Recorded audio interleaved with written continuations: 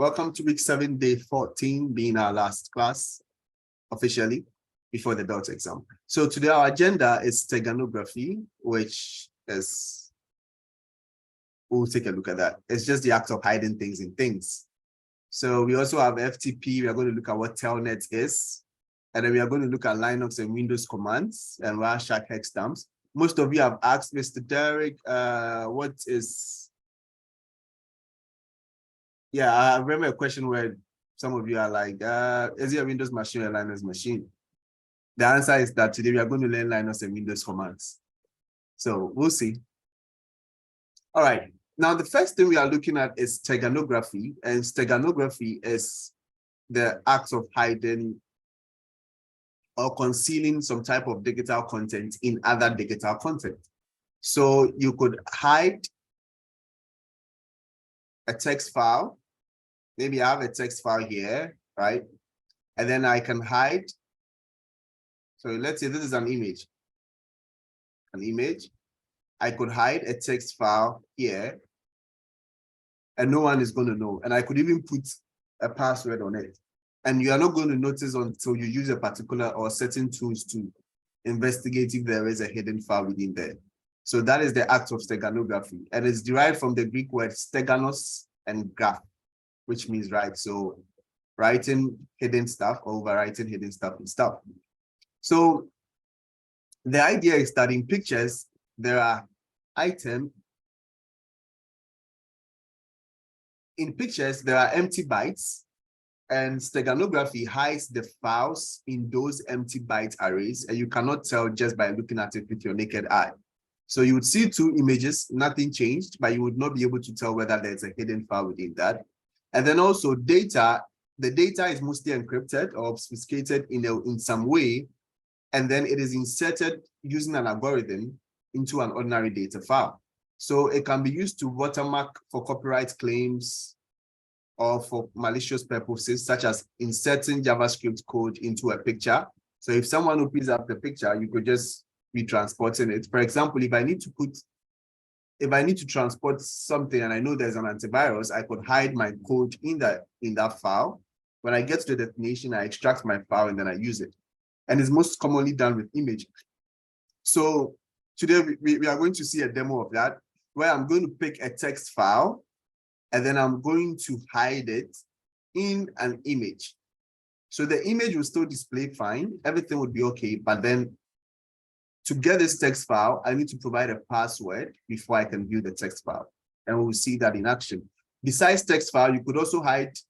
I tried hiding an image in image, but then that's a bit difficult because, for example, if this image file, right, initial image file is about, let's say 200 kilobytes, that's the size. And then the text file here is like 14 kilobytes. It would actually find empty bytes within this 200, and then this 14 might fit them. Maybe there are 14 kilobytes worth of empty space in the image, so it would hide it there. But then if I'm putting an image, if I'm trying to hide an image that is about 150 kilobytes in a 200 kilobyte file, it might be difficult. That's the idea. It will tell you that the initial image does not have that much space to contain what you're about to hide. If you also try to hide a video or an audio in an image file, you need to make sure that the image file is big enough and has that much space. Yesterday, I tried hiding a WAV, a WAV file, which is an audio file, in an image, and the error that was coming was not for the size, but then the error was that the audio file is in a particular format. So to do audio files, most of the times you need to use a WAV format. I don't know the specifics of that. I used to call it WAV, but you need to use this format. And it has to be like of a low bit rate. It's some technicalities that we don't have to care about. But today we are going to see how we could hide text in an image file. Now, besides that, we also have another tool named Steghide, and Steghide is used to, is a steganographic program that is used to hide the files in the images or audio files. So the features are that it provides encryption, So it provides encryption of the embedded data. That means you could put a password on it. It could also compress whatever text I'm trying to hide.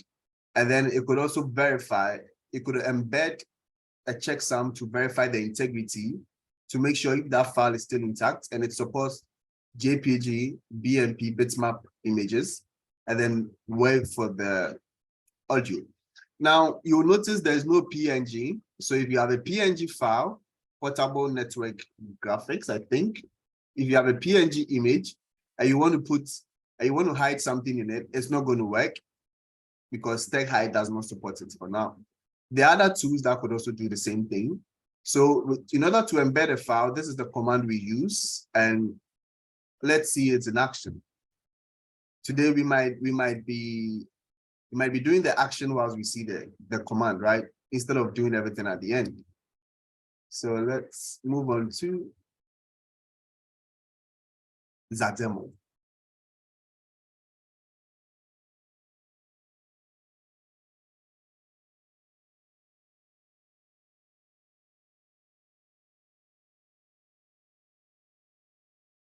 All right. If you have any questions, don't hesitate to ask. Now, for those that came for Office R, you heard some information, and all I can say is this is a demo of the information you had. So let's pay attention.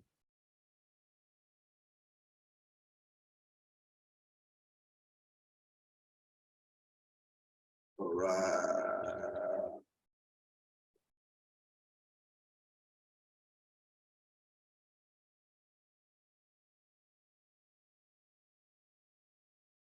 Okay, just a sec.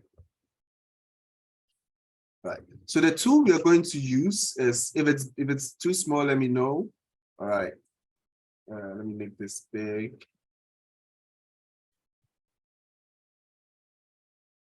This big. Perfect. So I may have a file. I have two files here. I have racer.jpg. And then I also have, this is just an image file, right? There's nothing in there. So the file we are going to use is Steghide. And Steghide, right? So in order to hide a file, a text file in an image file, we use Steghide, which is a tool that allows, is a steganography tool, right? So we are about to perform the act of steganography. So we want to hide. Let's do Steghide H, just to see the manual on the side, right? Okay. So I'm about to hide something in something, but however, my image file is on the desktop. I need a text file to use for that. So for that, we might have to create a text file on the desktop, and we might have to switch our terminal to the desktop, right? So that everything I do, you'll see the demo happening right on the screen. So it's a CD. All right, we're on the desktop. So I'm going to create a new file. You all know how to create a new file, right? So touch. Yes, so Steghide is already installed in Kali. It's already there. It already exists. So since Maricus asked the question, let's just name the file Maricus secret.txt. And then we could just, what I did was touch is used to create files. So I'm going to open that and then edit. I think my mouse pad is running. The document has been externally modified. All right. So this is our information from last week. Good. So we have Maricus.text. Let's just put something here that Maricus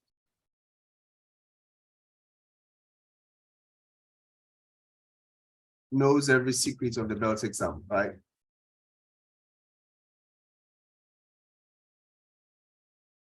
Good. So I'm going to save that.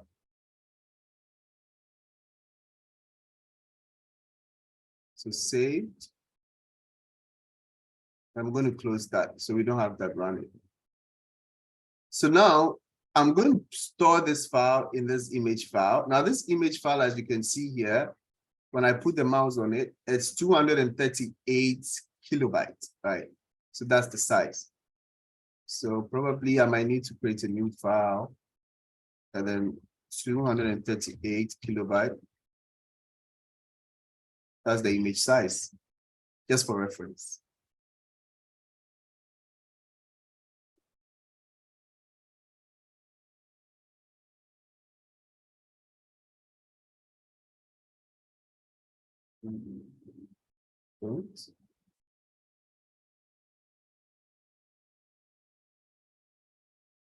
All right, so with that, I'm going to do Steghide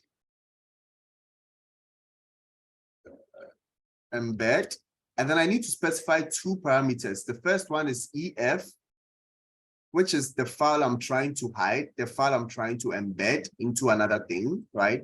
Because I'm trying to embed. So the file I'm trying to embed, so I need to specify EF is embedded file, and the name of that file is marikussecrets.txt, and it's on the desktop. So marikussecret.txt. The next thing I need to provide is the cover file. So it is either I do -- cover file or just -cf. I prefer the shorter one, -cf. And that is the file I'm trying to hide something in. So more like the container. So you could either call this the container file, or I like to call it container file. So just to remember the CF. So the cover file would be this image I have here, racer.jpg. Right. So once I press enter, it's going to ask me for a passphrase, right? More like a password. And I'm going to say, let's say my password would be, let's use Matthew. Nah, let's say, maybe the owner of the file. So Marikus, no offense against Matthew though. So I just typed in Marikus twice, and that's my password, right? So at this point, this file is no longer the same file, right? If I try to view the details of the file, it may look different. So if I put my mouse, wait, initially when I checked the size of the file, what was it? Was it 230? I typed 238. Looks like I might be wrong.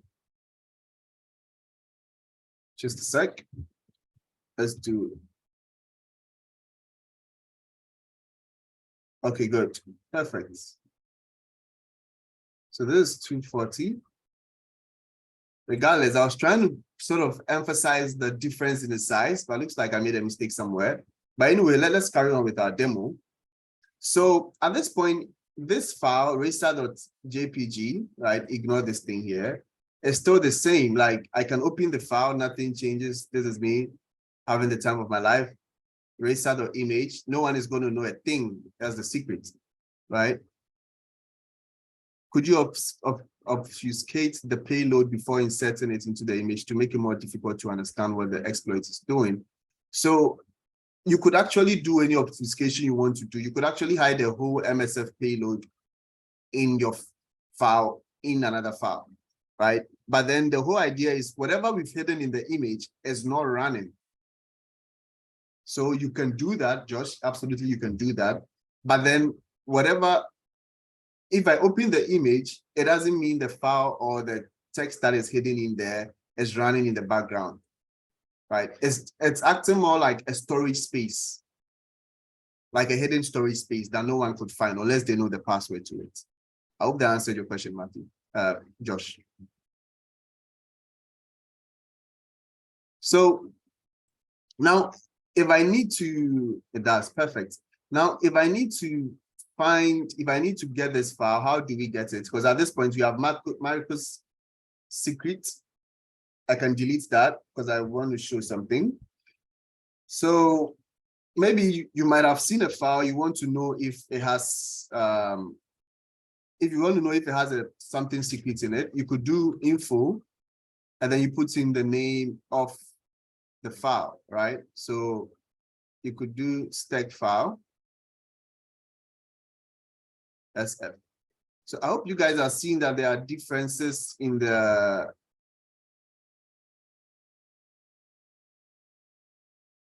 So over here, we used EF, which is embed file, and then here we use the cover file. But if we want to sort of crack it or do anything we want to do, we need to use SF, which is the steg file or steganography file, right? So that's it, SF.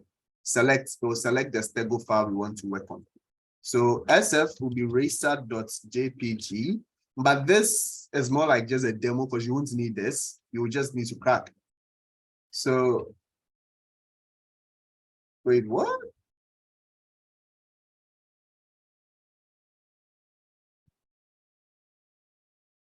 Okay, good. So I didn't need to add the SF. So pardon me, apologies. There's no SF there. So once I do this, it's asking me that, do I want to get the information or the embedded data? I say yes with a Y. And then they ask me for the passphrase, and that is the same as the name, which is Maricruz. And once I typed in Maricruz, it says that there is indeed an embedded file. It is named maricruzsecret.txt, and the size is 43 bytes. It uses an encryption named original encryption, which is the same as AES encryption. So AES 128 encryption, and it's really compressed. So the file, the Maricruz file, I've forgotten the size, but it's compressed and it's supposed to be 43 bytes. I don't know how true that is. So let's confirm. Let's return the original Maricruz. Restore. I think it's the same. It didn't really compress it that much because it's just a text file. There's nothing to compress. All right, good. So this is just a demo. You won't need this at any point in your life because if you knew, because in order to use info, you need to know the passphrase, and it's a bit of a drag. If I knew the passphrase, why would I be checking info? So now there is another command to extract, right? Where I'm just here like, hey, I want to extract a file. I want to extract, I know there's something hidden here and I want to extract it. So I think this is where I have to put the SF, the steg file. Good. So if you're extracting, you need SF, and then I'm going to put the password, which is Maricruz. And then it says that root extracted data to maricruz.txt. So I can now open this file. Once I extracted, it showed up here. I open this file and it shows up here. Maricruz knows every secret of the belt exam. I'm going to close that. We can do that again. Same command, extract the steg file you are trying to extract. And then it would ask for the password. If you put in a wrong password, which I'm doing now, it's going to say that could not extract any data with that passphrase. So to make it easier, you need to know the passphrase. Now that's a bit inconvenient because if you knew the passphrase, I don't think you would be in this course. Like there needs to be a workaround, right? So what happens in a situation where you don't? So what happens in a situation where you don't know the passphrase, right? That is where there are tools that can help you brute force it. The first of those tools is the tool named StegCrack. So this is the StegCracker. Now, if I do StegCracker, I need to provide the name. This is for brute forcing. And it uses this file. It uses rocku.txt. Have you guys used rocku.txt in previous assignments? Let me know in the chat. Have you used rocku.txt in previous assignments? Yes.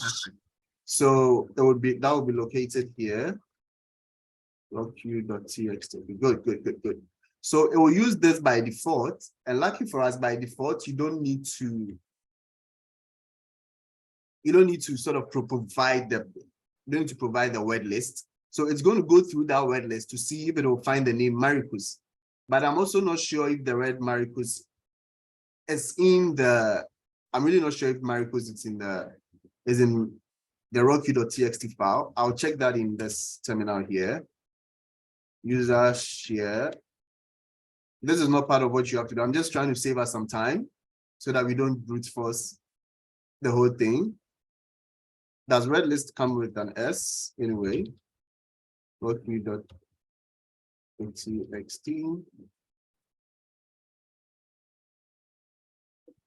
So I'm going to cut. I'm going to grep so that I get all the passwords that have the word Maricruz in them, hopefully. So grep Maricruz. I'm really not sure. User share rock you. Oh, there is Maricruz. Mamma mia. Okay, good for us. So what I did here was to view the content of rocky.txt file, which we've used before. I know where it is, so I just viewed it. And then I used the pipe, which is to redirect or the content that would come, which would have been 12 million passwords. I want you to show me the ones that have the name Maricruz in them. Now, we can even go a step further where if you use -n before the Maricruz, it will tell you the number, the line where all these passwords are located. So I'm going to do that.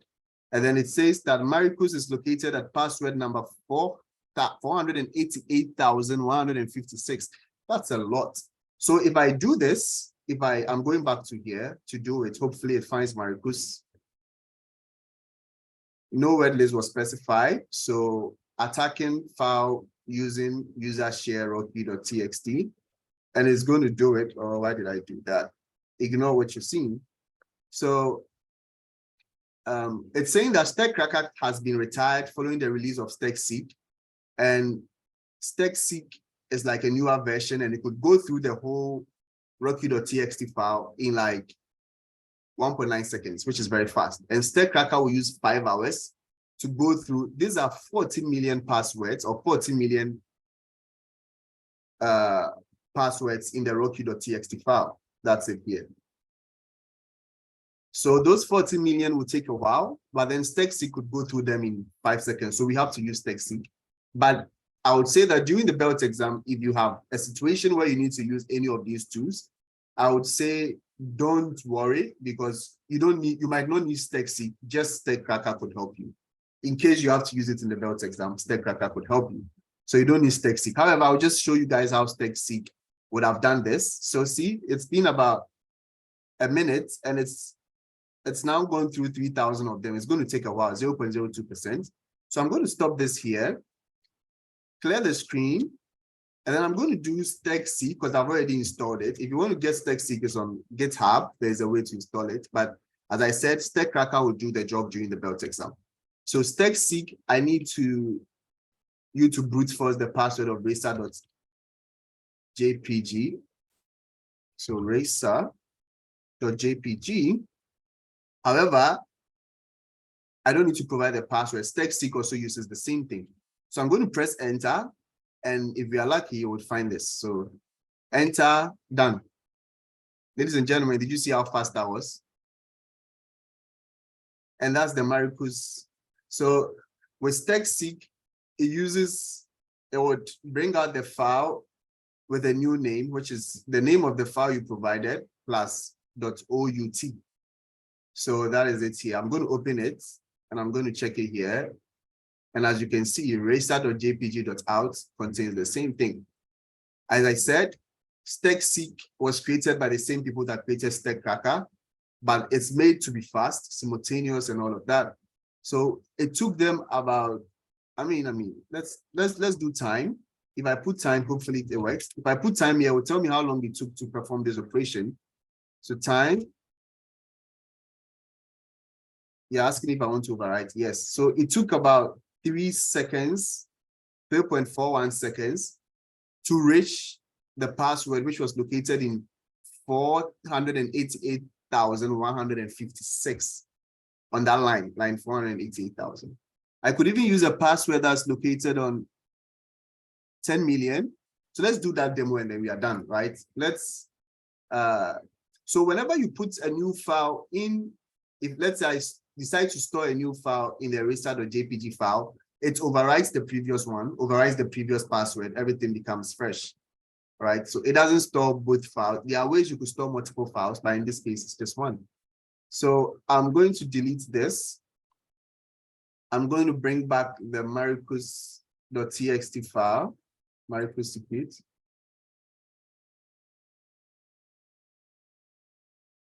I have no idea how they do it, but I think they sort of try to explain it on their, if you go on their GitHub page, they'll explain how they're able to do the same thing Stegcracker does in 1/6 of the time. So this time we are going to use this password, which is located as on the 10 million number. So I'm going to do stack, and stackseek could also hide files. I could do this. So stackseek can, but let's ignore that. For if I want to use stackseek for that, I'll just say embed and then provide the file names, the file I'm trying to hide, and it's going to do that. But since we use Steghide, let's stick to that.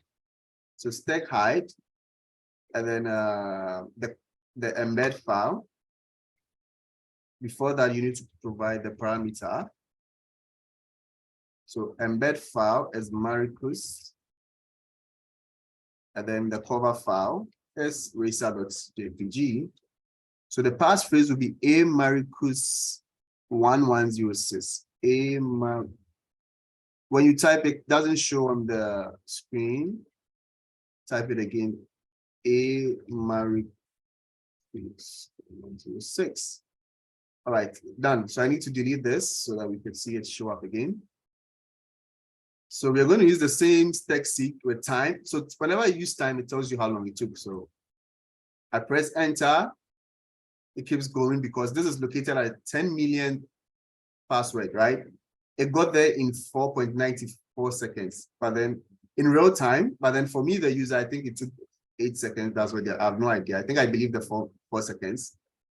So within almost 5 seconds, it was able to get to the 10 millionth file to get what it wanted.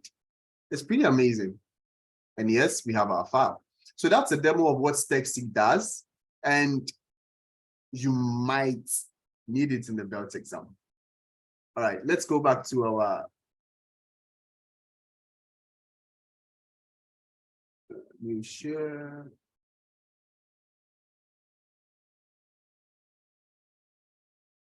All right, how cool was that? So moving on, we are looking at, so I've explained what Steghide does. It did everything we said. I don't need to explain any of this. That's pretty self-explanatory. Now, when it comes to FTP is a file transfer protocol. You might have done certain scans in the past and you saw FTP there looking at you. And you were wondering what's happening. It's like, it's not the time that the approach is to find a version and find a Metasploit exploit. That is, we've shown you that all this while, but there's a reason why we made you all do LFI, which was a manual exploit. We made you do SQL, which was manual. You weren't using Metasploit, which sort of automates the process for you. And then I even tried as much as possible to show what a kernel exploit looked like, which wasn't automatic. So the same way, if you see FTP open, the first thought should not be, let me find a Metasploit thing that could do it. You might have to do nmap, try some nmap script to see how you could find your way around it, on and on and on. Now, FTP is used to communicate and transfer files between computers on a TCP/IP network. So with FTP,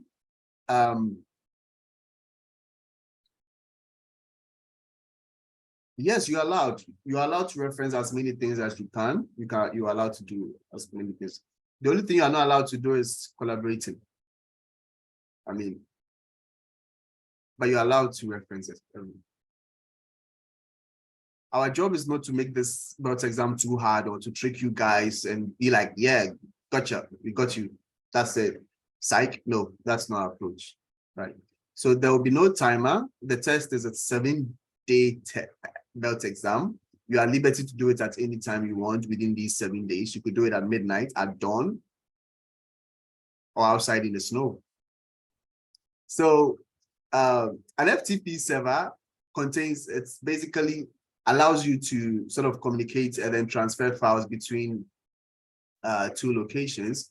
So the server, it's mostly a client server situation where I think I might have even explained this in the past. So this might be the server, and it's the same way we have Apache server, web servers. We also have an FTP server, and it may be located on our target's machine, right? Who knows? Maybe it might show up on the belt and you might see FTP. Now, when you see a service open, it means that there's an FTP server running. And as a user, your job is that the server's job is to allow you to either retrieve files, right?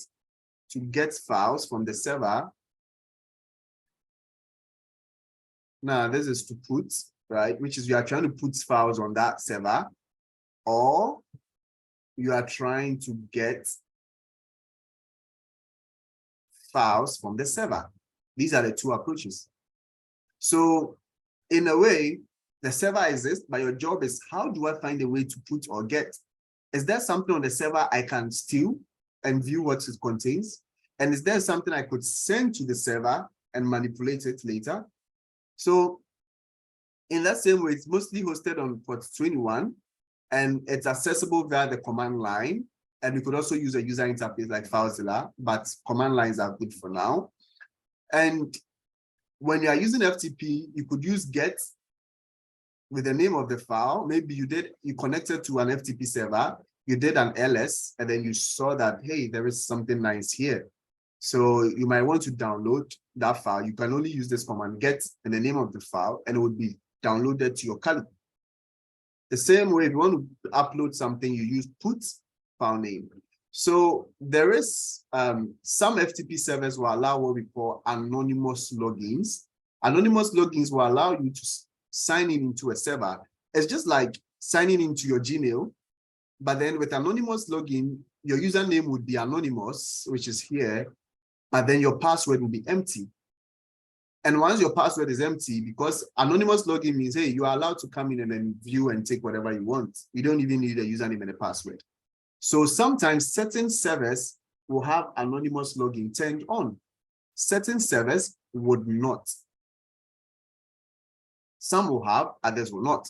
So there is an nmap script that I think it's FTP anon, I believe, where you can use that to check if that FTP server allows anonymous logins, or you could manually just check it. And we are going to look at that. So also the default transfer method is ASCII, and it's good for text. So if you are trying to get a text file from the server, once you log in into FTP, the default will be ASCII, so you could get a text file. However, any other file, assuming it's an image, assuming it's something else other than text, once you get a text, once you get it, you will notice that you have the thing on your Kali, but you can't view the file, because once you use ASCII, ASCII is mostly good for words and text and all of that. So if you are using the initial mode, ASCII to get, let's say if you have a video and you use ASCII, it's not going to work. It will come all right, but you can't view the video. So in such cases, you need to use binary. And I'm going to demo that shortly, why we need binary. And pay attention to this. This is pay attention number 2. So let's move to Kali and let's see this in action. So whilst my Kali is turning on, we have what we have we call Telnet, and Telnet is, let's go back to the slide. So Telnet is pretty old, right? Very, very old, like very, very, very old, older than myself, obviously. But Telnet was developed in 1969. It was after Telnet graduated to SSH. So yes, all the slides will be provided. Slides, video, everything will be provided. So Telnet in 1969, it was a network communication protocol, provides command line interface for communication with remote server or computers. Now, any data that is sent with Telnet can be intercepted and read, because Telnet does not have any encryption, no security.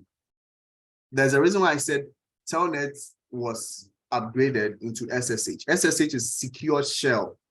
Now, if we are linking that to Telnet, we could say Telnet is an unsecure shell or insecure shell. It doesn't have any protection. So anything you send, if anyone intercepts that traffic with Wireshark, they could view what is there. And that is pretty strange. So Telnet, and we are seeing all these things, and you could ask, why are we talking about a thing that was set up in 1969? Because we are in 2022, 23. Why are we talking about a tool that was set up in 1969? Nothing we are talking about here is redundant or dormant. So it's Telnet, all right. It's old, all right, but there are certain servers you would see Telnet there. And I will also sort of show you how it operates. I may not find a server to test it on, but let's go back to my Kali for FTP. All right. Now, next thing we are looking at is FTP. So let's go here. We've done Steghide, Stegcrack. And then the last thing was Steg-seek.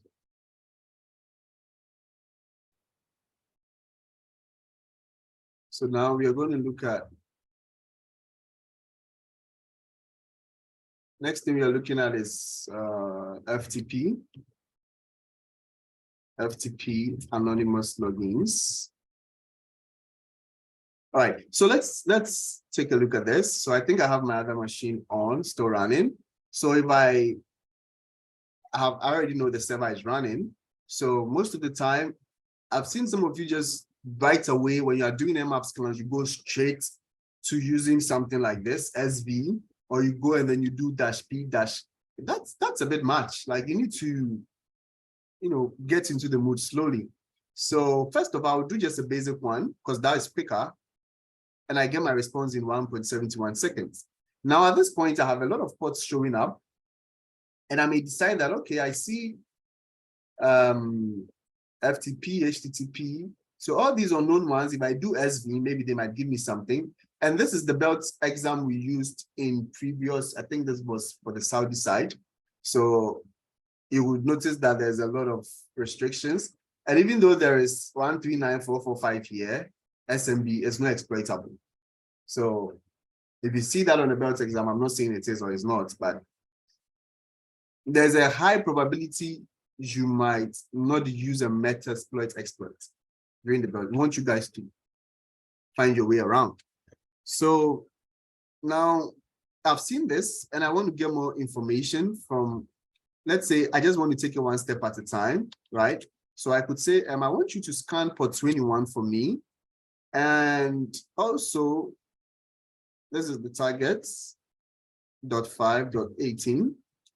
But then while you're scanning port 21, yes, you are going to install another VM. It would be, I was about to say the operating system, but yeah, I think the cat is out of the bag. It would be a Windows VM. So you would import it into Kali just like you always do. And then you import it into VirtualBox like always, and then you run it. So Nmap P to scan a particular port, and then I say, okay, give me the version number, because if you do version against all of these, it will take a lot of time. So just give me port 21, right? Assuming there's another one, you could just add them. For example, if I have the time, I could do this. Show me port 21, maybe the ones I'm interested in. Show me HTTP, which is port 80. For the rest, I'll come to them later. So if I do this, I will get quicker results, right? If you have the time, you could go for the jugular and go for the bigger one. V, just to see the boost. So scanning 2 services with versions. Good. So now I have Microsoft FTP Demo running here, Microsoft IIS server running. So in this case, after all the tools I need to talk about today, I'll show you how I would approach such a thing. So we'll take a look at that too. So I want to go into the other one. So let's look at the first one. Now, Metasploit, because mostly these ones are very hard to exploit. So for FTP is like an easy target. So I would just be like, okay, FTP, I've seen your version. I don't need that anymore. I could either provide a script, which is FTP anon, or I could say, I don't know which script to run. So Metasploit, Nmap, I need you to run all the scripts that you have for FTP. So it might go through all the possible scripts. A means aggressive scan. So run all the scripts and do every other thing you can do just to give me the information I want, right? So run that, do OS scan, do everything. But then I've specified the ports, so it would not take that long. So once I press enter, it took me about 1.17 seconds. And this is my result. It says that, okay, FTP is open, still Microsoft FTPD, but then FTP anon, which is a script that I ran. And then the next script was FTP SYST, which is FTP system script. And then you also did the OS scan. So let's start from the top. FTP anon is saying that anonymous FTP logins are allowed on the server. And it received FTP code 230, probably meaning it works. Also, when it checked, it also noticed that there are 2 files. It even went ahead to list the files from the FTP server. I've not logged in. I've not done anything, but with the script, I'm able to see what is available to me.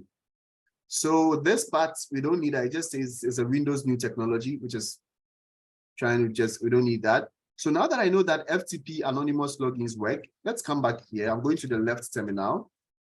And let's try to log into FTP. Now, to log into FTP, all you need to do is just like you're seeing, you know, for SSH, you have to put in the name of the user. For FTP, you don't do that. You only say FTP connect me to this server, and would automatically go to port 21 to connect. Now, when I press enter, it says that give me the name, which is the username. And if I say, let's say if I say Derek, it will ask me for password. So what is the password for Derek? I don't know. I might say password. I'm typing, it doesn't show. It says user cannot log in. Login failed. Remote system type is Windows empty. So now on certain times, sometimes you may see certain hints when you are leaving the server. So pay attention as well. So I'm going to do the same command again. I need to exit. So FTP again, and I'm going to type in anonymous. And when I press enter, let's see what comes up. It says that 331 anonymous access allowed. Send identity, email, or name as password, and it will work. Basically, if you just press enter, I'm not going to type any password. I'm just going to press enter, and it will allow me to log in. So I'm pressing enter, and it says that user logged in. You could type in any wrong password, and it will work. Anonymous users do not need passwords to log in. Not all FTP servers have anonymous login allowed. On your Windows, on your Ubuntu Metasploitable 3, FTP is available, but it doesn't have anonymous login allowed. So now that I'm in there, I could say ls, and it says there are admin logs and regular logs. I remember there is one I've done before where you could have anonymous login, but you can't get or put files. So let's see if I could put a file on the server, right? Put allows you to send stuff onto the server. So I'm going to say put, and then I'm going to put in racer.jpg.out, because these are the files on the server right now. And notice what they are, when the files were uploaded, and what type they are. Are they directories? Or, so these two are directories, meaning you could do cd,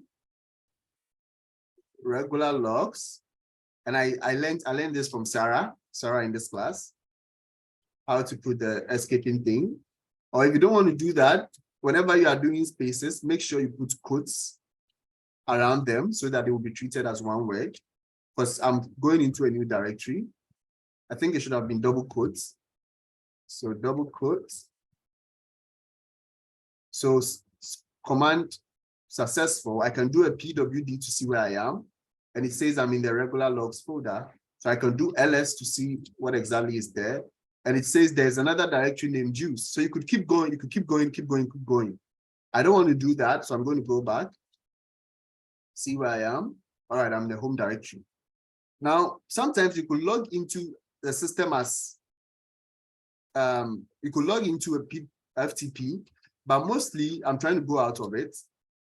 But sometimes you will not see, I'm trying to go out, but I'm doing cd ...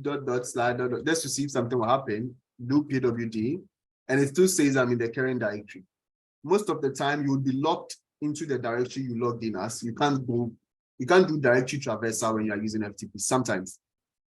So I'm going to put this file on the server. So currently these are the files we have, 2 directories. So I'm going to say put, and make sure you're already in that directory where you're trying to put something. In this case, I'm already on the desktop. So for that, I'm going to say racer.jpg.out is a text file. So put, it says that access is denied. So the reason why it's denied is that for this server, when we set it up, we decided that we are not going to allow putting stuff on the server because we don't want students getting a shell. But you can also get. So assuming there was a file in there, I could get it, say get, and then the name of the file. Now, since I'm already here, we need to demo that out. So let's get in there. There should be a file in one of the directories, cd juice. All right, ls, good. Another directory, cd all files. So we haven't hacked the machine. We haven't done anything, but because anonymous login was turned on, it helps. So remote.conf.rtf. So I can see if I could get it, get, and then the name of the file, and it has spaces. The spaces were intentional so that people will use quotes. So remote forms.rtf.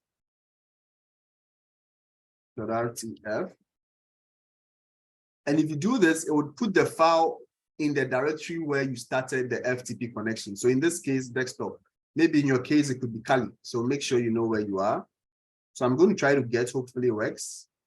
Remote comms.rtf. And once I did that, it says 643 bytes received, and it's on my desktop. If I try to open it, it's some gibberish. It's a clue, but we don't need it. So that's how you could put or get on an FTP server. Most important, try to get. So the same way I said with text, automatically FTP, once you log in, it's already on ASCII mode, ASCII, right? That is for text files. But assuming you found a video file on the server, you wanted to get it, you could still get it, but you won't get it in the right form. So in this case, if I wanted to download such a video file, first of all, I have to type in binary, which means that I'm about to download a binary file, a file that I don't want you to convert like text or use ASCII, use binary. So once I type enter, it says that the type has been set to I, which represents binary. And then after that, I could get. There's a possibility during the BELT exam, you could find certain files, you download them, you try to open them, they don't open. So that is why this is also very important, that in that case, do binary, try to get those files, and then you can now open it and everything is going to be perfect. So I'm going to exit, and that was how I got access to the FTP server using anonymous login. You might or might not need it.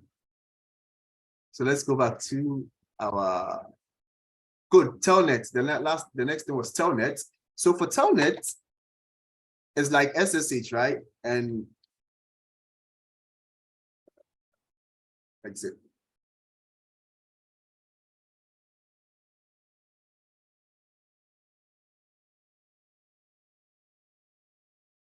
All right. So for Telnet, it would have been something like this, right? I said it's like, if it was SSH, you would have done SSH, blah, blah, blah. But for Telnet, you don't need to specify. You just do Telnet, put in the IP address, if there is a Telnet port open. And once you do that, it's going to say maybe connected, and then it's going to take a while before it would ask you for the username. I'm going to repeat this. Telnet will take a while before, probably once you press enter, it will take about 4 to 5 seconds before it asks for the username. So if you see that your Telnet command is stuck for a while, give it some 5 to 10 seconds, and then it will ask for username and on and on. So it's very hard to find Telnet servers in this modern world. That is why I couldn't connect, because there's no Telnet server on the server, on the Windows machine I'm working on now. So that is why we don't have that. But Telnet is as simple as doing Telnet space, blah, blah, blah. And then it would ask you for username with password. And once you get in, the funny thing is once you get in, you would have a full Windows shell, like a full Windows terminal. You would have something like this, maybe Windows, blah, blah, blah. Just like, you know how when we get a Metasploit shell, how it works. So you get a shell where you put CD and do whatever you want. So that's how good Telnet is to what we are doing, how vital it is.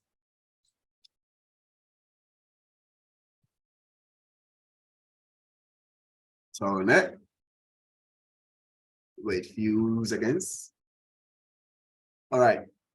Now, next thing we're going to look at is back to window, back to my screen. All right. So next thing we're going to look at is SSH. And SSH is pretty, I think we've used SSH multiple times. However, there's one thing in SSH that we've not dealt with, which is, I think SSH, which is, excuse me. One thing we've not dealt with is how to transfer files using SSH. So we are going to look at that, but it's similar to Telnet, and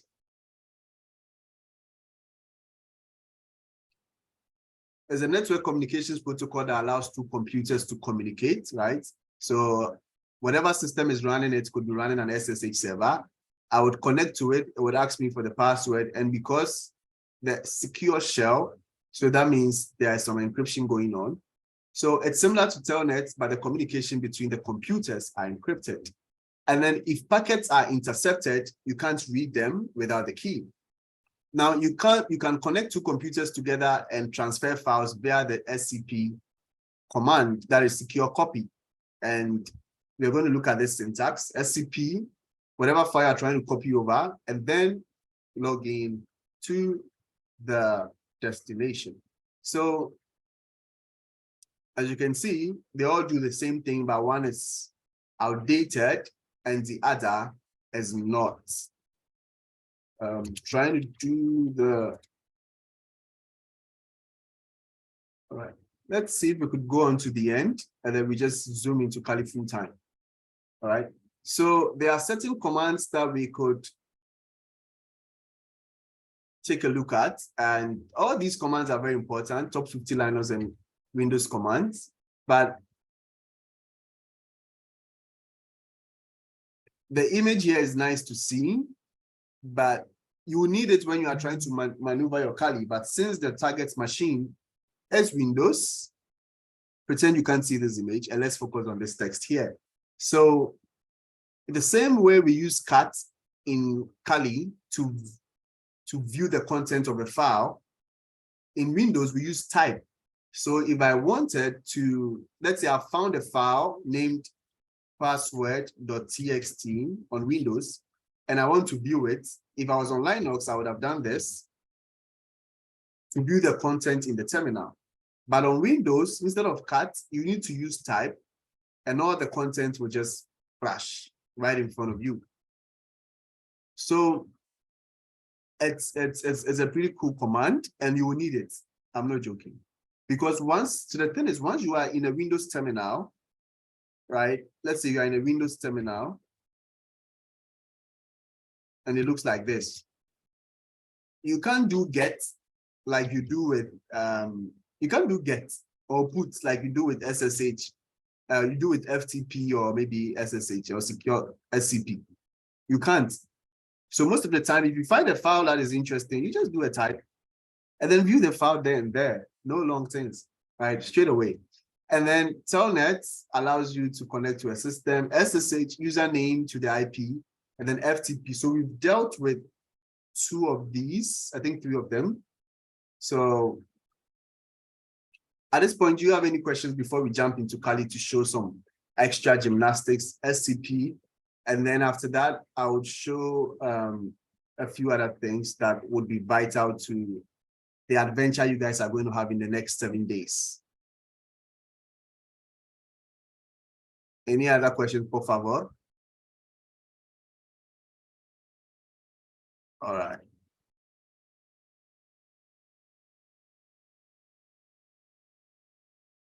So let's go back to Kali.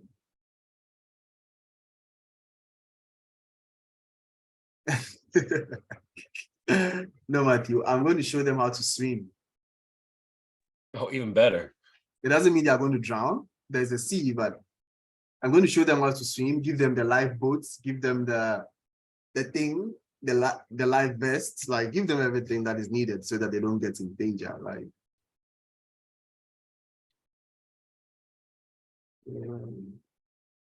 okay, all right. And there is okay, let's see which one comes first. Good. Hydra. Now, I'm going to show you guys something. Whatever you do with that image is up to you. All that information is up to you. Oh, wow. This is not the Hydra I thought I was going to see. Anyway, let's do Hydra, Kali. So Hydra, have you guys used Hydra in previous assignments? You have, right? Ah, these guys are disappointing me. Have you used Hydra in previous assignments? There's a reason why Matthew and everyone else is laughing. They know why. So I think the word Hydra actually comes from Greek or Roman mythology, I believe. And basically, it's a tool for password cracking, right? But, okay, so you guys have used it before. So let's say if I do Hydra, it is a tool for password cracking. You've all used it before. But then the name was picked from Greek mythology. And it was picked from the mythology because of one thing, right? Which I don't know whether I should call it the Hydra beast or the Hydra animal or whatever it is. But wow, if you put in Hydra animal, what comes up is the amoeba or whatever showed up. But anyway, let's see if we do Hydra mythology.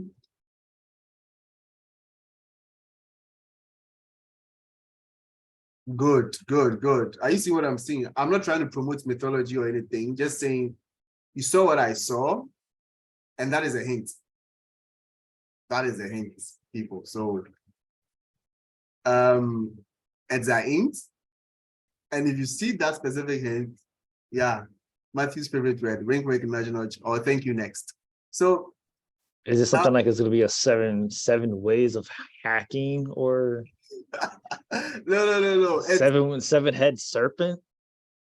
So you literally mentioned the number of heads it has. So maybe if you see anything regarding heads, you might have to cross-check this image and then know what you might have to do at that point, right? So if you see anything regarding heads, you know where to go, right? So Hydra is used to do a lot of things. You guys have used Hydra to brute force a password before, blah, blah, blah. So I'm going to go over that.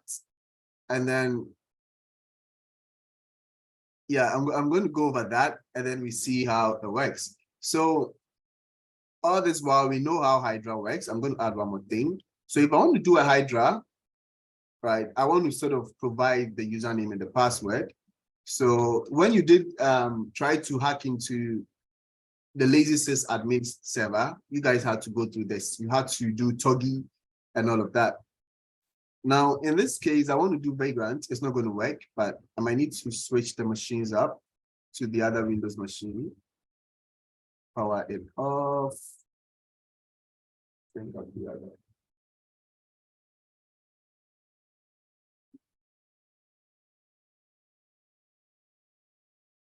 All right, so my Windows machine is turning on, and in Hydra, if you know the username you are trying to, let's say you found that SSH is open, right? Okay, you found that FTP is open, and you've had anonymous login, but you are thinking, no, I need to get in more, I need to find something, I need to find blah blah blah, right?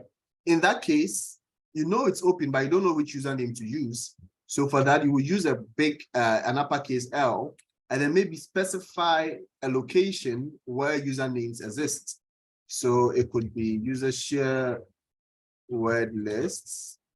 And then maybe there could be something there. Let's see if we could see where some of these.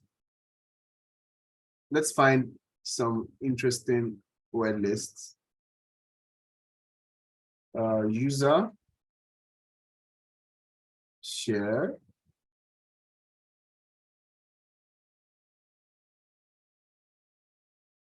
This is where my Kali usually freezes on me. So I'm going to be very gentle today. Word list should be here about, yep, word list.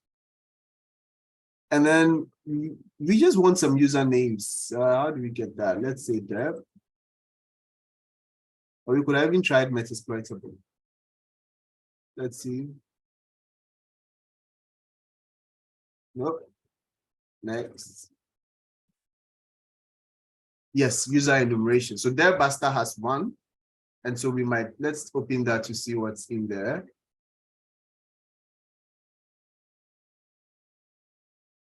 All right, so these are users, and in as much as we have password dictionary files, we also have user dictionary files. So for user enumeration, so there's roots, there's most commonly used usernames, right? There's roots, there's store, there's bin, all of that, on and on and on. So in such a case, you see regular human names, Lauren, Laurie, Laurits, everything else is, hey, no, pencil. So in this case, I know that there is one located in user. There's a high possibility you might not need this because we don't want you guys wasting time brute forcing something that's going to take you 5 hours, 6 hours. That's not the goal. If you brute force something, this is a direct tip. If you brute force something with a password cracking tool like Hydra, and you spend around more than 5 minutes, you need to stop that brute force and look for something else on the server. It means whatever you are looking at is not. If you are going to brute force, we make sure that you don't take that time to go through that much stress. So don't start a brute force. That's going to take about 14 hours. And then you say, okay, I'm waiting till the next day to check it. Please stop it. You won't need more than 10 minutes to brute force anything in this belt exam. All right. That's a direct hint. So what I'm doing is just a demo. You might not need this. So let's say Apache user enum, whatever the name is, right? Let's say let's just end it. We don't need the full name. All right. Let's say I need to end this. Clear. All right, then with the password, if I'm trying to use a password file, then I will use a capital P or a uppercase P. Same thing, and then I'll put in maybe rockq.txt because I know where it is. So just paste. So paste rockq.txt here. So this will be my password. Now, this is the only password file you need for the belt exam. Don't go and pick any other password file from any location. In case you need to do it, don't pick any other thing from anywhere. There are so many places to find it, but don't do that. So now if I do this, what's happening is I need to specify the target, right? So I'm going to say, I need to specify the target. So I'm going to say something like 10.5. I need to check my IP address. I've changed the machines. So 0/20, no confusion, 255. Let's wait for the result. Oh, wasn't so, oh, wow. We're supposed to do SN.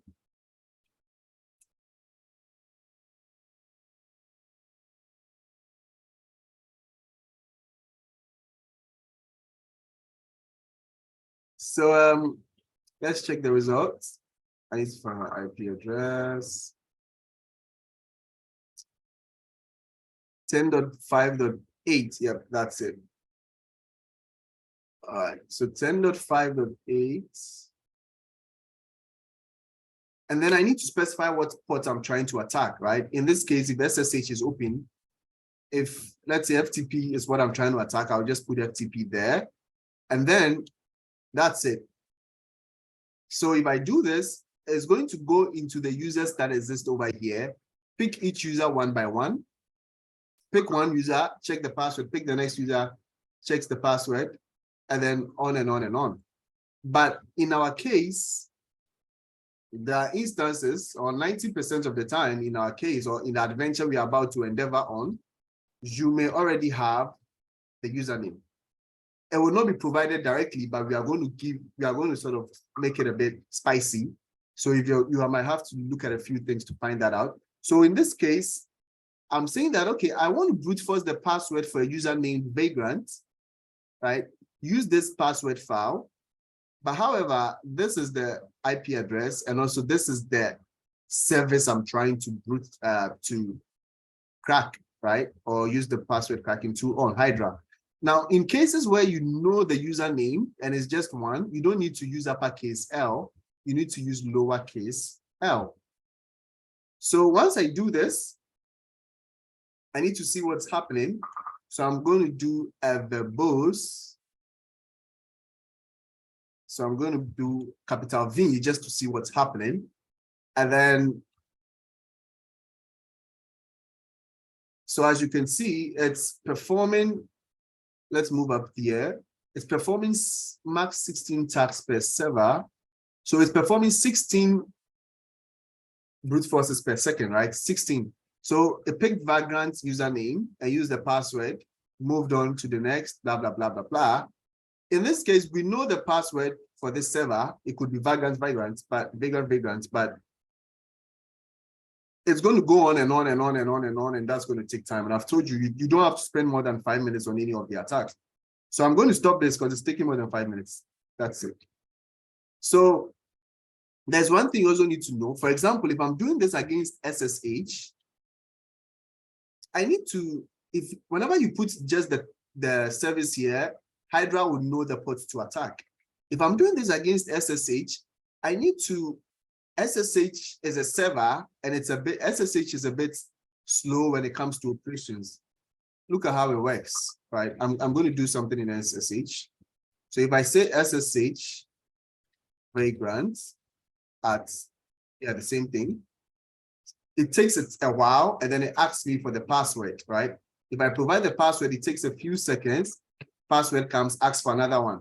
So if you are providing 16, which is the default number of attacks Hydra will do in a second, if you are providing 15 of them, then it's going to crash the server. I've actually crashed the server this way before. So whenever you are doing it against SSH, do well to specify the number of threads. And I'm telling you to limit it to just 4. I'm going to run the same command, and then let's see what Hydra is going to tell us regarding running SSH commands. So it says that, I'm going to stop that. It says that many SSH configurations limit the number of parallel tasks. So it is recommended to reduce the number of tasks to 4. So if you are running this SSH command, I'm going to tell you, if it's against SSH, do not do more than 4. So to specify, I use T and I put 4. T4 means run 4 threads at the same time. So 4 attacks at the same time. So in this case, it will take it 4 at a time, 4, next 4, waits for like a few seconds, goes to the next 4, on and on and on. So this is Hydra in action. Now I'm going to add one more tip on Hydra. So see, it says 0, 1, 2, 3. That's 4. It comes from 0, starts from 0. Another 0, 1, 2, 3, and then I think the numbers are messed up, but it will do it in 4s. 4, 4, 4, 4, 4. Now I'm going to stop this, and then we are going to use one Hydra cheat code that happens, which is how many shells do we need to get to pass the X? I'll answer all these questions after, right? But the belts are 2. You might not need to be popping shells with Metasploit or anything, but whilst going through the system, your belts are 2. So however you find them, that's it. It's not the number of shells you get, it's the number of belts you get. That sounds like a good quote. But I'll get to those questions later, Sarah. So same Hydra command, and this is the trick, right? We are about to provide specific rules. So if I do -E, I know I'm using a lot of things here, but this is the last. So if I do -E for Hydra, all I'm saying is I want to specify some extra stuff, right? Extra configurations. And if I do N, it has a meaning. If I do R, it has a meaning. And if I do S, it has a meaning. Now, N means that Hydra, I know you're about to check against this password file, But then before you start checking against rocky.txt, let's push this up a bit. But then before you start checking against rocky.txt, I need you to use a null password, which is the same as empty space, right? Empty. I also need you to do an R, which is a reverse of the, so null means empty, and then reverse means that I need you to reverse the username that was provided. Sometimes the username could be the password. So then in that case, we could do something like, so since if our username is Vagrant, then this is how it will look like. TNAR, wow, JAV. That was harder than I thought. But so in this case, Hydra would try to test this to see if this will work. Then the last thing it will check, which is the S, is same. So same means that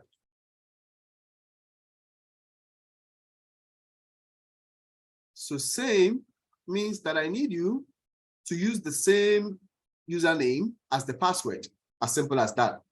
So before you start going through rocky.txt, try now to see if it will work.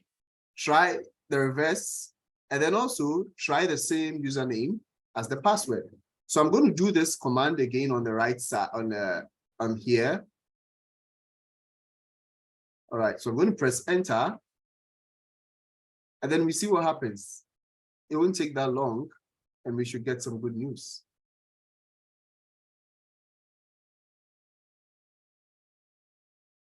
Once it finds the password, it should stop.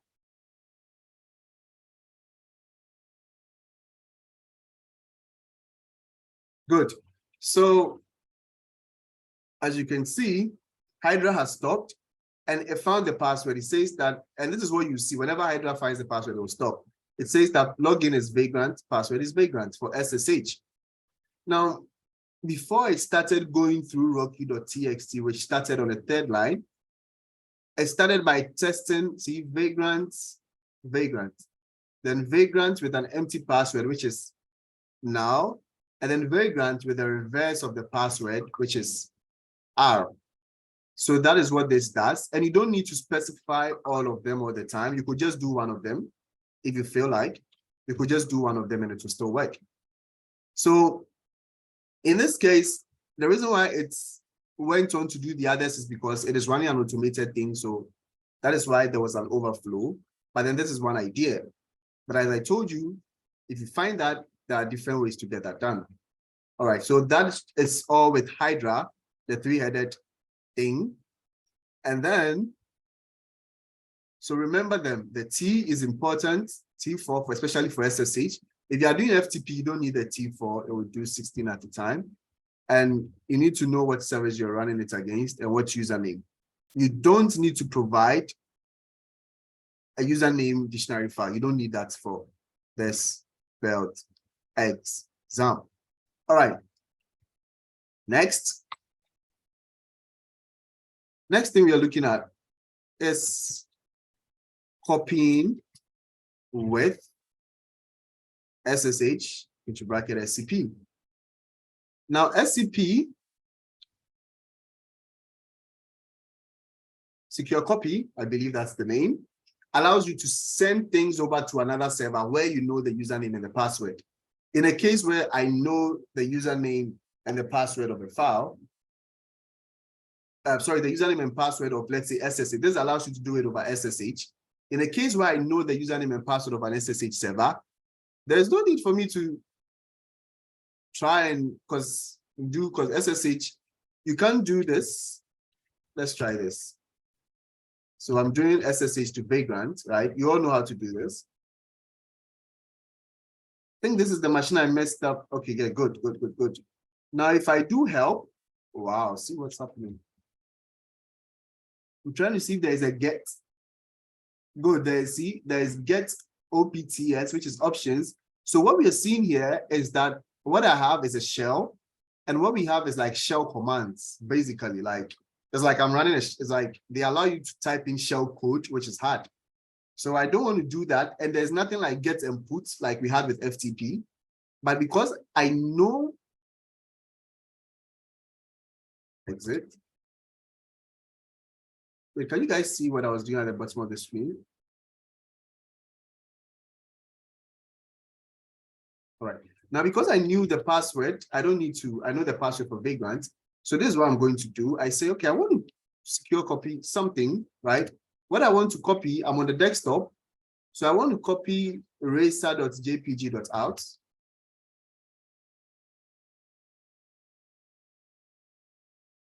To a server where I know, an SSH server, I'm aware where the username and password is. So I'm going to say, I want you to copy onto a server, but whilst you are copying, I want you to log in as this particular user. And this is the name of the user, Vagrant. And this is the password. 5.8. Sorry, this is the IP address. And then I put in a colon. And then I need to specify what the name of the file should be on the other end. So in this case, I'm telling what should go, what I'm sending. And then at this point, after the colon, I need to specify what the name should be. So I could say, okay, the name of my file, when it gets to the destination, should be racer.jpg. You can specify anything. You could even specify directories, but you need to make sure you are doing this directory thing correct. So I could say racer.jpg. And if I press enter, it's going to ask me for the password.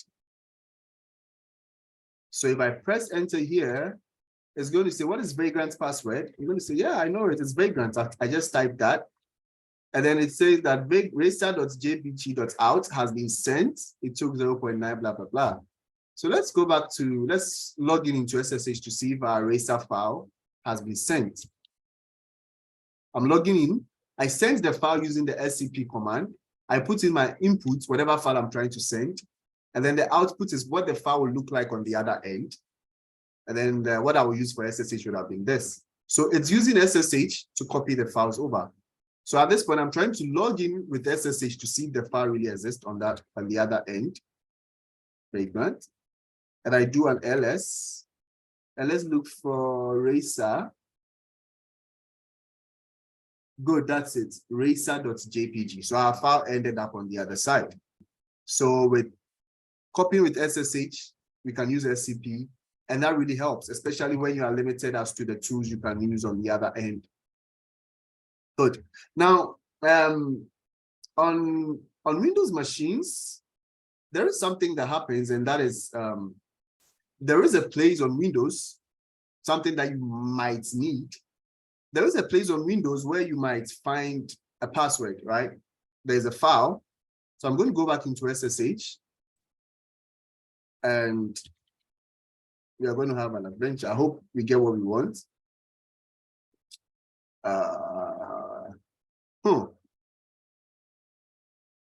All right, so there is a location in Windows, probably, let's see where we are, PWD. Wow, this terminal is not well. So we are in C, users Vagrant. So I can go back, can I? PWD, okay. LS, good. We have Windows, where's Windows? Yes, Windows, there's program files, all of that. Now, there is a location in Windows where sometimes Windows could keep some of the passwords there, but then it's in 64, base 64. Listen carefully.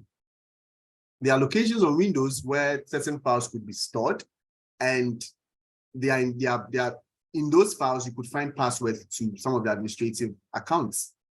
So mostly on Windows, one of these locations, what I'm going to show you guys, is the Panther location.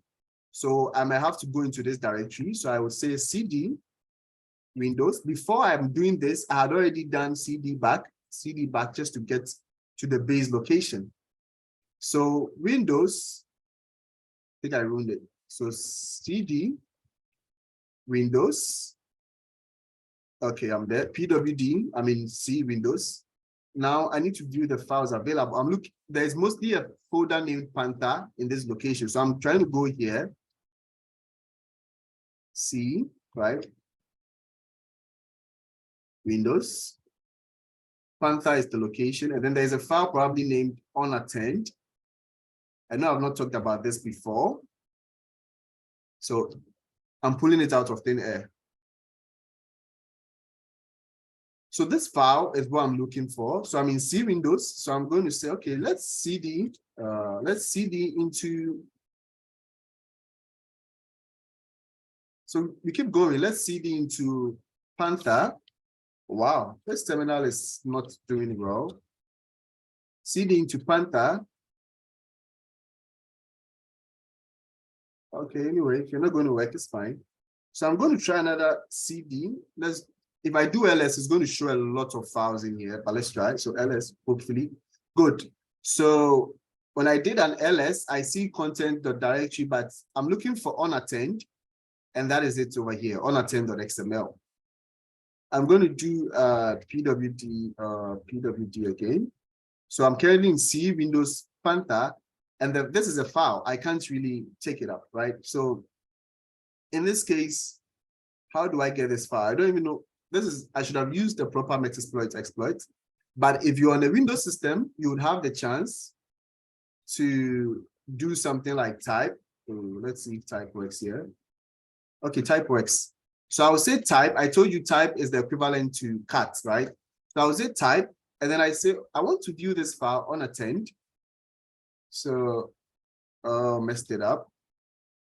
This shell does not allow you to delete or go back or anything. So it's very manual. Type unattend.xml. And there is nothing, not found, but it's there. Unattend.xml. I know I spelled it right. So in this case, I might have to use a different approach to get in here to get this particular file. But let's see.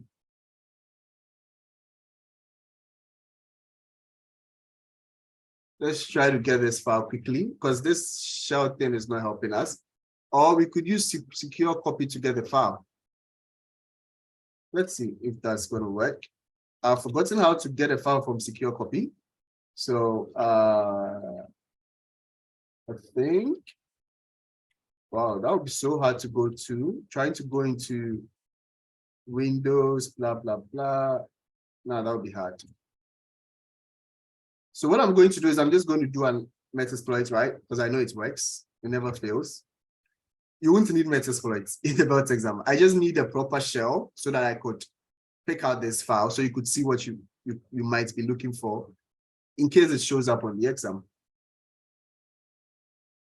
I think we have, what machine am I using now? We have Glassfish. Okay, so I'm going to use Glassfish. All right, so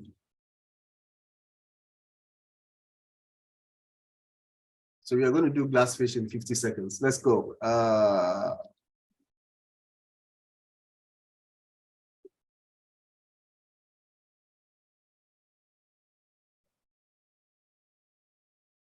If you are seeing a lot of things moving on the screen, ignore. You've done this several times. Okay, this is me trying to beat the time. 8, 6, 2, 7, 6.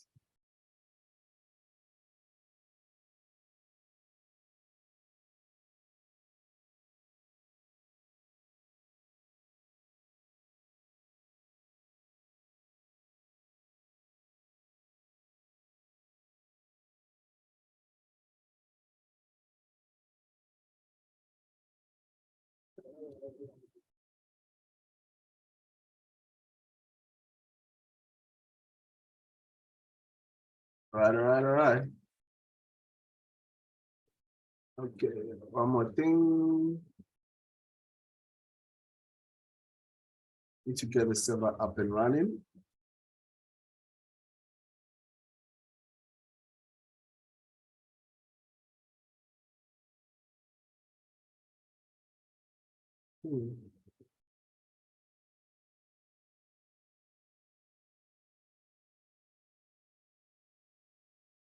The other one was okay, so let's try 8080 as well.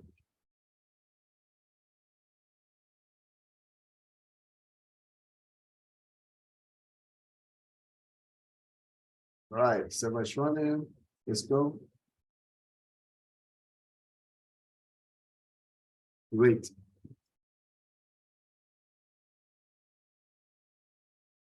So once we get in, I'm just going straight to Steghide.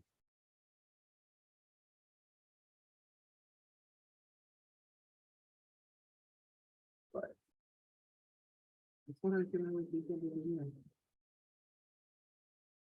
Session open.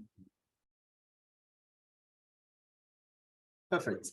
So now we are in. I'm going straight to that particular folder.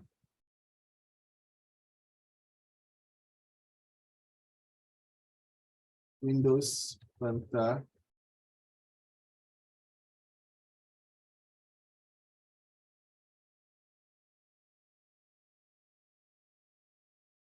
All right, good.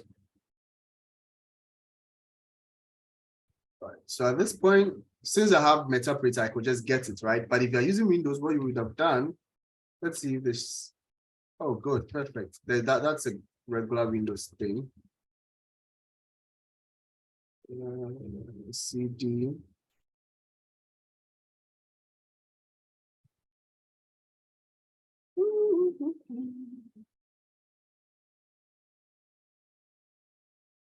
Good. So we want this file. So on a Windows system, instead of cat, we will say type, and then Unattend.xml. So then we have this gibberish there. And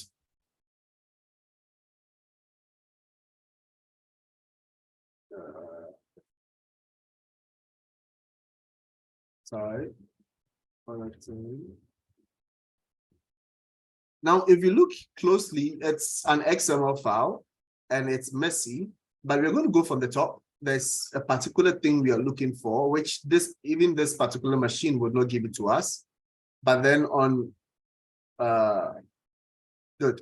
But then on certain machines, you might get what I can show you here. So it starts from here. This is the command. Unattend type shows us like cat. And it has this first section, but we are looking for user, any of the nodes that has user. So there's user data here, contains sensitive data deleted, that's fine. So we're going to scroll down till we see, we keep going. Yes. So at this point, we have user account itself. We started from the top. There's a first section, we don't need that. Second section, but then there's user accounts. You don't have to scroll that far. And then you see user accounts, and it says administrator password, sensitive data deleted. Okay, fine, we agree. Now, there's a local account, and the local account is administrator. The name is Vagrant, and password is deleted. However, on certain machines, this is the part you need to look at. Auto log on. Auto log on.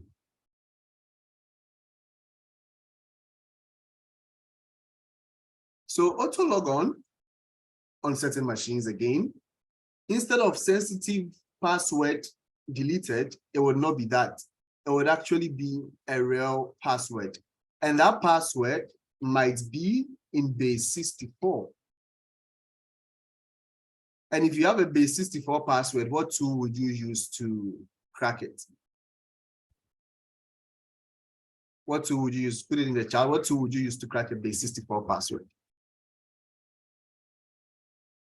Cybersecurity, exactly. So you come into you find this file in here based on the permissions you have, go in there, get that, and then be like, okay, username background. Most of the time, an administrator's username might be there. And then you carry on to sort of pick that password here, go to Cybersecurity, put it in there, and then decode it from base 64. And then you have the password of a user, that particular user that was listed. All right. Now, besides this, the last of hints for today is how to investigate a pcap file. And I have a dummy pcap file here for you guys to see. Now, you might meet a pcap file or you might never meet a pcap file in the BELT exam. So I have this file, and it's pretty. I think pcap files are mostly like daunting, right? It's like why all this information? It's too much. It's really strange. But one thing you could do is, and one thing I would do all the time is that if I have something like this, let me see if I could make my Kali. No, I won't. So if I have something like this, I'm mostly looking out for TCP and HTTP, right? Because if anyone gives you a pcap file, they are, unless they specify, the easiest place to get information would be TCP, HTTP. So either you click on this blue thing here and then limit it, just put in, you know, the restrictions. You could either do TCP only, and then later you could do HTTP. So when you do TCP only, the traffic that should be here is only TCP or HTTP. So as you can see, the protocols are mostly, TLS is just for handshakes and all of that. So when I do this, I cut down the number of traffic I'm seeing. And then after that, I could just, I don't need to be clicking on all of them and come here. Nope. Let's make your life easier. So for that, what I could do is, okay, I might say, I don't know, this IP is trying to communicate with this another IP, I'm tired. So let's just right click and follow the stream. And you guys have followed streams with TCP stream, HTTP. We've done that before, especially when we gave you to find 10 IOCs and all of that. We told you that find the hidden files. That was a fun assignment. So the same way, I would click any of the traffic here, follow, and then I go to follow TCP stream to see the communication that's happening between the two people. Now, this is the request, this is the response. Now, after finding this, you don't have to now close this, go back, click another one. No, you have stream number 1 over here. That tells you that this is the first communication that happened in this traffic. So what do? This is the entire conversation, which includes request and response. You don't need to change that. You could just say, okay, that's stream number 1. Let's go to stream number 2. Just click on the sign here. It shows you, if there's stream number 2, it shows you stream number 2, which, and you can see that this side is changing to TCP stream equal to number 2. So these guys are mostly encrypted, so we can't even find anything. Click on app, go to the next one. Stream number 3 loads up. Another one, it's messy, but we see Microsoft, PKI. So this is how easy it is to look through a pcap file without going through every single traffic. So by just doing this, you are able to sort of investigate all the communication that's happening on the server. If you find one that is not encrypted, investigate it, see what's happening, and then voila, you are in the system. So that is very important information. If at any point in time, I mentioned binary before, that if you meet certain files that you can't download on FTP, you might need to use binary. And maybe, or other places, it's not always FTP, it could also be other places. So I'm going to close this out here. And then now that I'm done with all the tools that I wanted to show, I'm also going to just pop up something here, which is if at any point in time, if I meet a machine like this, right? If I have a machine and I have the IP address and I'm supposed to exploit it, my approach would be very simple, straight to the point. You go for the easy targets first. So 8. Most of the time, I just go for the HTTP server if there's something there. In this case, there was nothing here. So for example, if I've seen a server, right? We have a server that I'm supposed to attack. This is what I might do. I'll first of all get the IP address. I don't need this.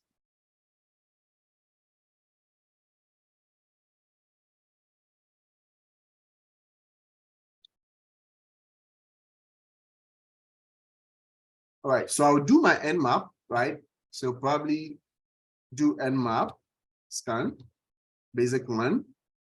Find out the ports that are open, right? To find the IP and ports. And then right after that, I'll go ahead to sort of pick out specific ports, not do, if you have the time to do a whole SV for all of them, it's fine. If we don't have the time, you could just do a thank you next, and then move to the next. All right, so trying to turn off one server here. Close that. So once I do my nmap scan, first of all, this will be my scan, find out what devices are available. If I have the IP address and it's 10.0, like the next thing I might do is just give me basic information. Like just tell me what's available and what's not available. I don't need port scans and all of that. I think I might have to do the previous one.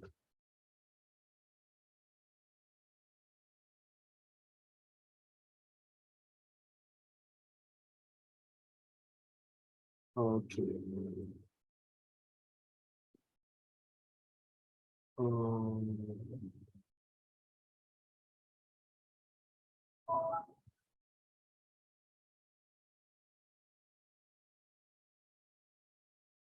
Okay, that's number 18. So next thing I would do is clear. And then do a regular scan without any SV or whatever. Now I have these ports. And I told you most of the time, I just, okay, there's FTP, maybe there's SSH, there's any other ports, there might be SQL, there's Microsoft SN, there's MSR, Microsoft Remote Procedure Call, on and on and on. Then I would now have to visit, because they are telling me there's port 80 has something. So I'll probably go to port 80, number 18. I need to take out the S. All right. So now that I go on this page, I see this and okay, what is this image doing here? It's pretty strange. So first of all, visit the URL, right, in browser. After that, I might just be like, okay, investigate what you're finding. You could do inspect or view page source. I like view page source since it's cleaner. And then you have the source code here. Read through them, even if you don't understand what coding is. Read through them, see if you see something pretty out of the ordinary. Besides that, you come here, you see this image, it looks nice, but I've also told you about all of this hiding things and things. So now when you see any image, you don't let it slide. If you see any image, hold it by the neck and strangle it. So for an image like this, how do you strangle it? You might have to pick out that image on the other side and then work on it. So in this case, we might do something like, okay, you might right click and then save that image on your Kali. So save image as, choose a name, and then go to the direction where you located that thing and then do some steganography on it. That is what I did. And I remember this was a belt exam for the Saudi students. And because we've done steganography in class, they saw this image and they assumed that there was something hidden in the image. And they all downloaded it and they used they tried to use Techcracker to crack it, and there was nothing there. Some of them spent about 1 whole hour trying to crack this and it wasn't working. So that's just by the way, and that is how I would, investigate any page.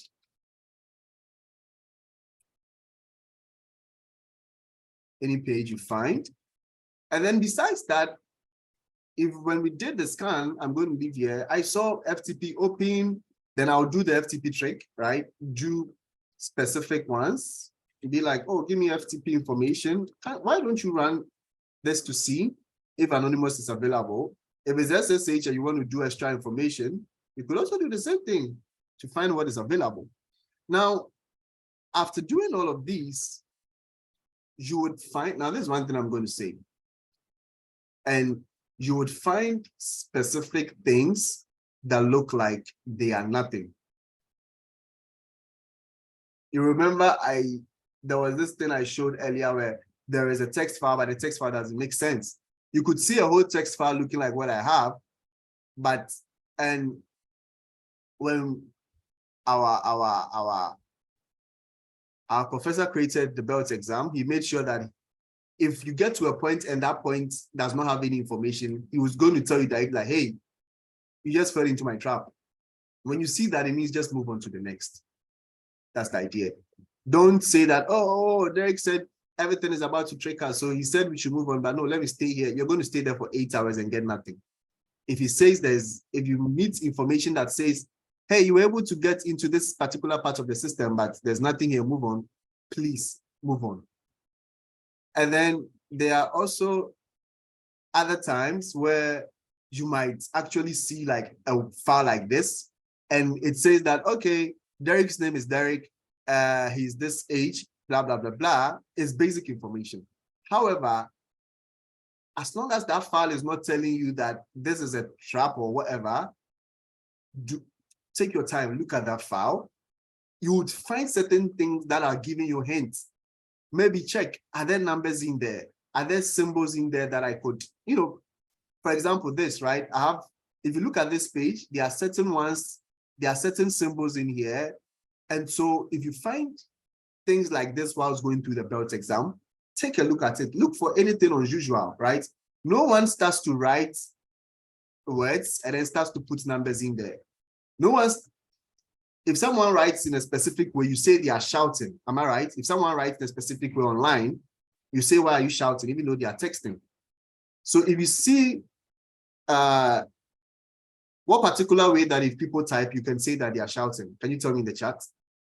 If someone types in a particular way, you say they are shouting. What do they have to do for you to say that? Exactly. So all these are anomalies that you could look at. Be like, why is this person shouting? Okay, if people shout, it means they want you to pay attention sometimes. So that is as far as I could go. Now, besides that, I think it's important that certain files may look weird and obvious. And you'll be like, no, but please, I keep repeating files, take a look at it, take your time, analyze it, look for anomalies in the file, and that could lead you to the next point.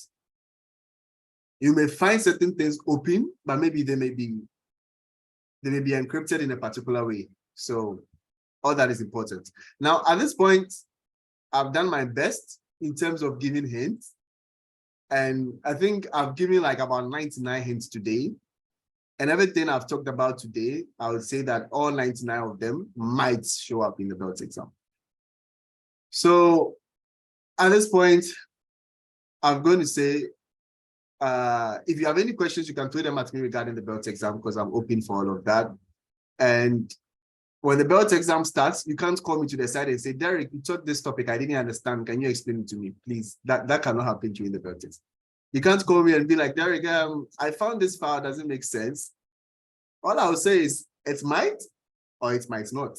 So that's so up to you. But at this point, if you have any other questions regarding the belt and what you should expect, and for the belt exam, you are going to find what we call flags, right? There's a first flag you would find that would give you a red belt. And whatever flag, and when I say flag, it's basically like you are going to see a file and the file will say that, hey, I'm the red belt, you found me. Like, it's going to be that explicit. Our professor made sure of that. He doesn't want to trick anyone. So it's that straightforward, saying that, hey, you found me. If it's a black belt, you see it, it's going to say, hey, you found me, I'm the black belt. Now, every flag you find or everything you find has hints that will lead you to what you might do next. So don't just say, I found this, I'm done, let's move on. No, it will give you a tip on what you might do next. So if you find just the red belt flag, it means you have a red belt. If you go on to find the black belt, that means you have the black belt. You can't find the black belt and then not find the red belt. It's a process. So make sure you have both of them. And I actually believe you guys can pull this off. Based on what you guys have done so far. I've seen your assignments, I've seen your journey, and I saw your level when you started, and I've seen your level now. You may not be Einstein's when it comes to hacking, which I am not, right? No one is, but I've seen your progress, and I know you guys can pull this off. So any questions? Is it a picture or like a file? You mean the belt?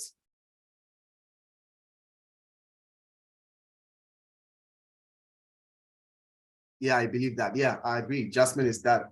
Yep. So the belt is you would find it and it would just say black belt. I told you there's a way to view files on specific things, and to view them, they have to be in a specific format, right?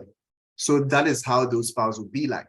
I can't confirm nor deny, but it would be there, and it wouldn't be a picture or something. It would just be something you can open and view. I mean, that's the best I could do. I've said like so much. So red belt is available, black belt is available. And even when you find certain things, they'll tell you, for you to get a red belt, you need to do this and this before we'll give you a red belt. If you find the black belt, almost there will tell you to get a red belt, do this, this, this. All these are in the machine. Like, we give you all of this information. And after this class, I'm going to send you guys the code so that you could actually put them on the platform, and then your exam starts. You need to, you don't have to wait till like Monday to put the code in. You could put the code in today and then probably start working on the belt exam by Monday or Tuesday, whenever you want to start or feel comfortable doing it.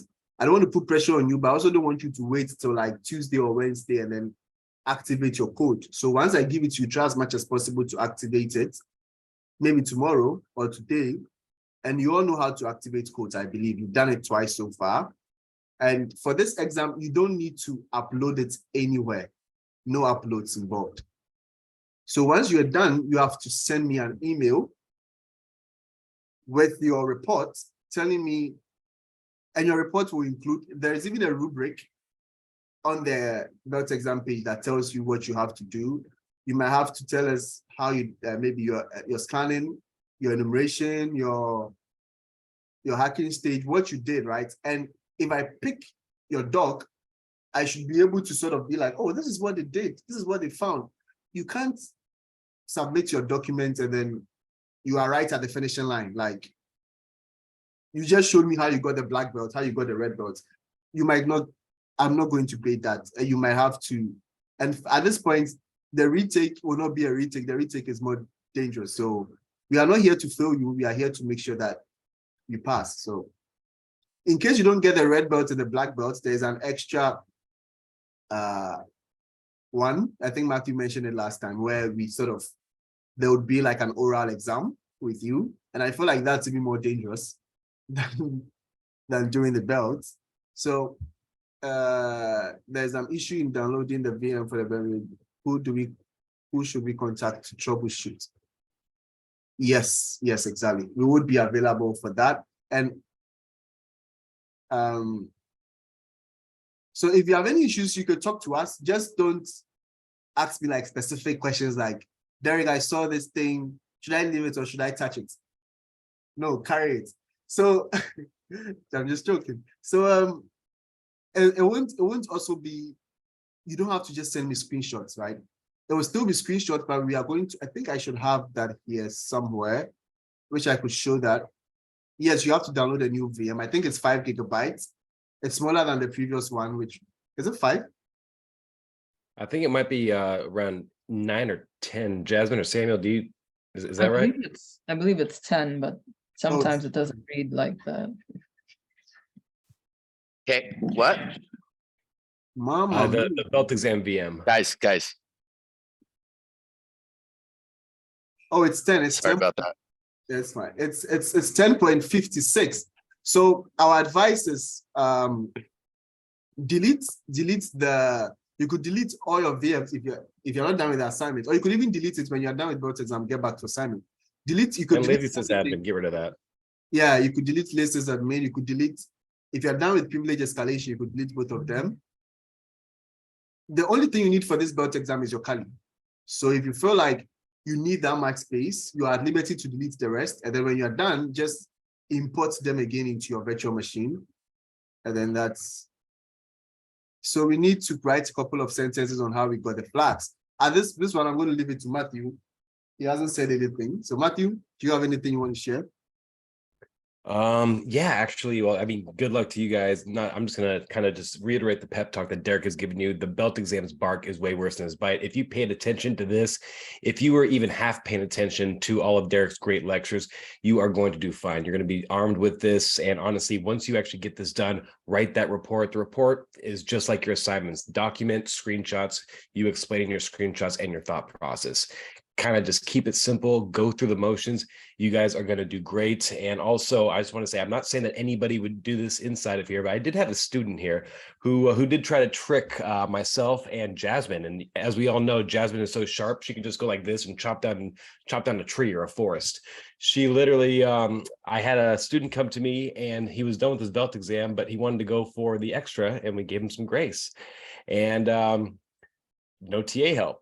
Went to Jasmine and said, "Oh yeah, Jasmine, I finished my belt exam," which he truthfully did, and started asking Jasmine questions. Jasmine's like, "Wait a minute," and yeah, I caught that person red-handed. So, not saying that I'm not saying that any of you guys would do that, but when it comes down to TA help on the exam, it's not because we don't like you, nothing like that. But I mean, we're not going to be on the job with you. We want to make sure that you guys are best armed for figuring everything out. And yeah, any installation question, as Derek said before, we got you all day for that. We want to make sure that you guys are set up for success, and once you guys finish that belt exam, graduation is going to be a blast. But even though we already got one more week, you guys are going to kick butt. Best of luck, and yeah, we'll see you on the other side. All right, I'm going to stop recording now.